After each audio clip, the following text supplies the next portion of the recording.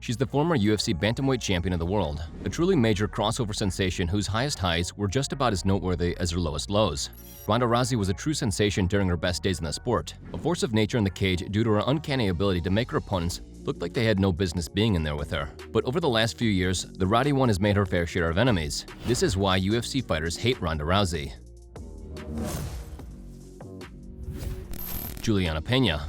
It really is hard to gauge where Juliana Pena stands when it comes to Ronda Rousey, but there are more than enough reasons to believe that the UFC bantamweight champion really has it out for her. As part of Miesha Tate's team on the season of The Ultimate Fighter that saw her pitted against Rousey, Pena had quite a lot of first-hand experience with the Rowdy One, and based on comments she has made about Ronda a few years ago, it doesn't seem like she's a huge fan. According to Pena, Rousey walked around like she thought she was better than everyone, which at the time could well have been true, but even still, Pena believes that Rousey's arrogance was really something to behold. Jump forward a few years, and Pena is now in the position that Ronda once was, after beating the woman in Amanda Nunes, who had demolished Rousey a few years prior. When asked about the potential return of Rousey and how likely or unlikely it may be, Pena went from very politely stating that she would happily welcome Rousey back to the cage with open arms, to then stating that the fight game saw Ronda as something of a joke. No, that's what I'm saying. She's kind of a joke in the MMA world now because what is the word? Sellout, like a little bit of a sellout there. Oh, wow. I mean, I guess I understand, right? It's like pro wrestling. It's fake. You get paid millions of dollars. I get it. But like for me, for the real shit, for like you're the real deal, I would say that that's in the UFC. And if she ever wants any of that real smoke, I'm ready. Miesha Tate. Out of all the fighters on this list, no one, I repeat no one, has endured more venom and all-out assaults from Ronda Rousey than Miesha Tate. As Ronda's original rival in Strikeforce, the fighter who held the title before Rowdy captured it, Miesha's connection to Rousey only strengthened as the pair signed to the UFC once Strikeforce dissolved. When Ronda captured the belt, the promotion saw the opportunity to cash in on her and Tate's shared history, setting them up for a memorable season of The Ultimate Fighter that really showed the world just how ugly things could get between Rousey and those who stood in her way. Though she was beloved by the masses, even Ronda's biggest fans were forced to admit that she could be pretty nasty when she wanted to be, with a famous example being when she defeated Miesha in that coach's challenge and proceeded to flip the bird and shout insults at her in celebration. Whenever Tate was asked about Rousey and their relationship, she made sure to take shots at what she perceived as insecurity. Funnily enough, when all was said and done and Rousey's era had run its course, it's almost fair to say that Miesha Tate is held to a higher level of love by the fans than Rousey is, and Cupcake's early prediction of her being insecure was proven to be totally on the money. Just happens, you know. I can't help it that we kind of bother each other, you know. It's just the way that it is, you know. She likes to kind of carry herself around as this, you know, the tough girl act or whatever, and I don't know, she's funny. Talks about chinks in the armor and whatnot, but I mean, as you can see, you know, back here, I have no problem being around her or looking at her, you know. I had to deal with her for 6 weeks on end. So, and if she's ever wondering, you know, can I see when we do our standoff, whether she's shaking or not? Yes, I can. Chael Sonnen.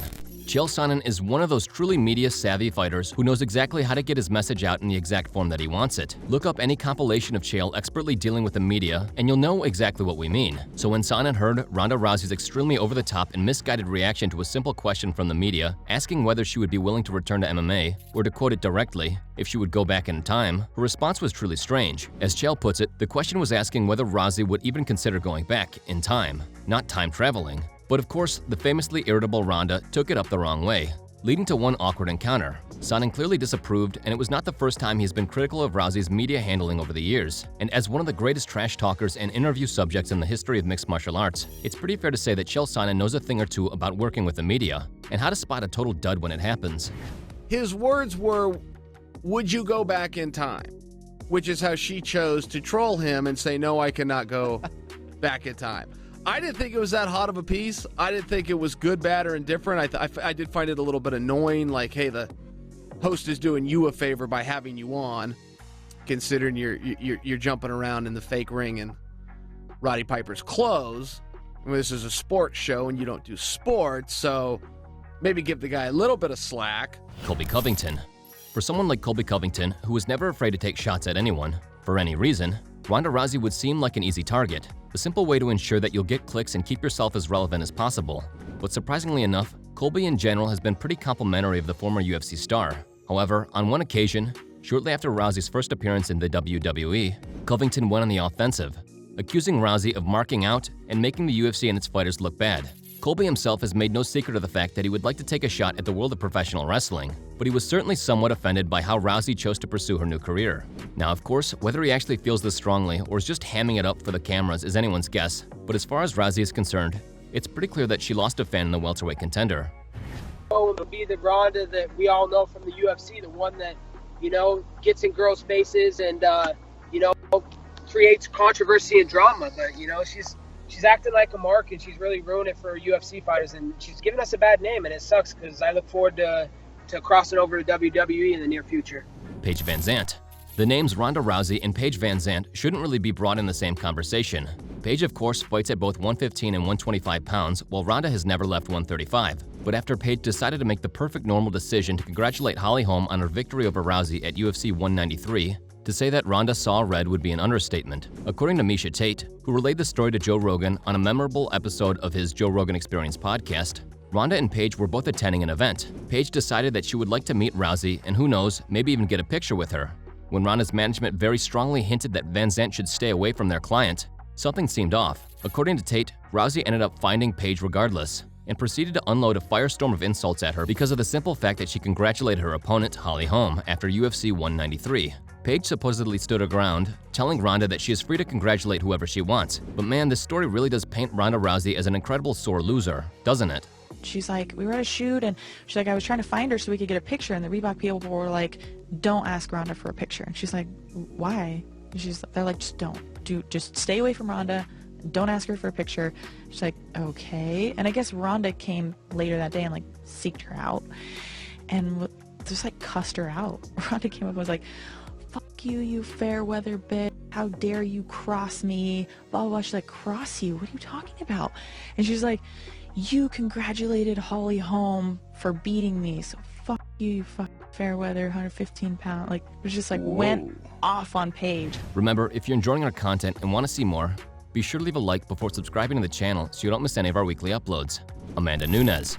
Amanda Nunes had an air of confidence around her when she battered Miesha Tate to earn her first UFC title, and that confidence carried through to her first defense of the belt. Any bantamweight in the world would have been thrilled to sign on the dotted line for a battle against one of the biggest stars on the planet. But Amanda Nunes seemed to be taking it all in her stride. Sure, things never got too heated between the two, but that was because they never actually had a chance to go head-to-head. Rousey famously refused to do any form of media in the lead-up to the bout, something that really didn't go down well with Nunes. From her perspective, talking to the media was just part of the job, and it was almost disrespectful to try and use your power to cut a deal with the UFC brass. During this time, rumors began to circle about Ronda's mentality and how she handled the first loss of her career. And if we sensed it, you'd best believe that Amanda sensed it. Sure enough, when fight night came around, the Lioness put on an absolute clinic, destroying Ronda's legacy in one of the most one-sided fights you were ever likely to witness. The fight stats have Rousey landing a few shots, but in reality, it didn't really seem like she landed anything. Honestly, I don't know what is wrong with her. I think this is an easy thing to do. Talk, everybody wanna see her, all the fans wanna see, and all the media wanna talk to her because she's been out for so long and never talked to nobody, and people putting her there, she kind of like no do anything about it, like kind of forget about. And I think she's supposed to do everything. I think UFC is supposed to make her do it because this is a huge show, and everybody wanna talk to her, and she like doing that. I don't know why, but I don't care. Yeah. I'm okay with that. Chris Cyborg. It's hard to believe now, but for years upon years, one of the biggest what-ifs in all of MMA was the dream matchup between Chris Cyborg and Ronda Rousey. At the time, Cyborg was queen in Strikeforce and later Invicta, while Rousey was of course dominating the competition in the UFC. And while things never did get to the stage where a fight was booked between the two, you could just tell that Rousey's management didn't want any part of the Brazilian featherweight. Every time Cyborg had a mic in front of her, she would make it very clear that a fight against the smaller, less well-rounded Rousey would not be competitive. Of course, in hindsight, it is easy to imagine just how that fight would have gone down, given just how bad a striker Ronda proved to be. But all in all, Cyborg was forced to endure the Rousey question each and every time she had a mic in front of her face. And trust us, as polite and cordial as she is to most media members, it was hard not to feel like there was some real tension bubbling, especially after Ronda repeatedly accused her of using steroids, when Cyborg was forced to threaten legal action against the UFC star. Unfortunately, this fight never came together, and the pair never had a chance to face off with microphones in front of their faces. And while Rousey has left the sport in disgrace, Cyborg, it could be said, is still doing quite well, owning the Bellator Featherweight Championship. Why is that? I don't know, maybe she's scary, I don't know. I don't know, maybe she's scary, She's having a lot of opportunities for fight me, and she's always hiding before because the belt, just if she drop other fight, man, make it send me McGregor, make it a nice fight for the fans. Holly Holm. And finally, what better way to end this video than with a mention from the woman who brought the entire empire down? Few people gave Holly Holm a chance of avoiding Ronda's incredible range of submissions when their bout was booked for UFC 193, and even fewer gave her a shot at totally outclassing Rousey in every facet of the fight. She even managed to score a takedown on the legendary submission specialist, and when the finish came, that perfect head kick that left every MMA fan's jaw on the floor, it was something truly to behold. Prior to the fight, things had gotten pretty personal between Rousey and Holm, after Ronda accused Holly of being fake, of putting on a persona to live up to the preacher's daughter's nickname.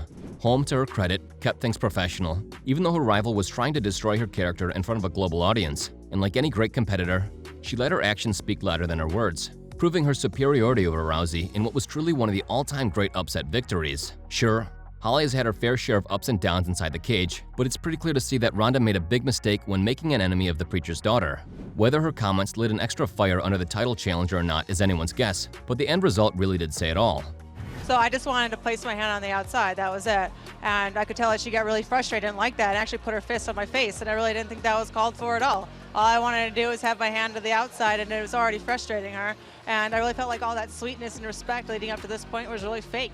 And I saw it in that moment, and I'm going to show her what's up on Sunday, and I'm done with all of this. And that will just about do it for this video. But what's your own personal take on Ronda Rousey? An all-time great who deserves the highest levels of praise? Or a flash in the pan whose rise to the top was perfectly timed?